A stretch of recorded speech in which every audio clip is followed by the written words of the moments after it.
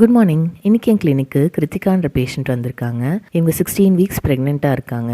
இவங்க அம்மா இவங்களுக்கு எப்போ பேபி ஷவர் வைக்கிறது நல்லது அப்படின்னு கேட்குறாங்க. ஸோ யூஸ்வலாக baby shower 5th month 7th month 9th month தான் வைப்பாங்க இல்லையா.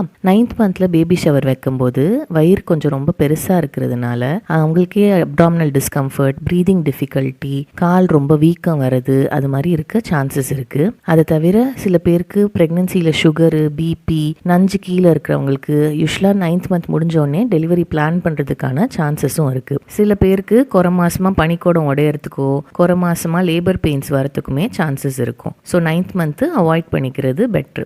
இதுவே 5th மந்தில் பேபி ஷவர் வைக்கும்போது ஃபோட்டோஸ்லலாம் பேபி பம்ப்பு அந்த அளவுக்கு ப்ராமினெண்ட்டாக தெரியாது. ஸோ 7th மந்த் ஐடியலான ஒரு ஸ்டேஜ். இதில் பேபி பம்பும் ஓரளவுக்கு நல்லா தெரியும். ப்ளஸ் 9th மந்தில் இருக்கிற மாதிரி டிஸ்கம்ஃபர்ட்ஸு, டிஃபிகல்ட்டிஸ்லாம் இருக்காது. தேங்க்யூ.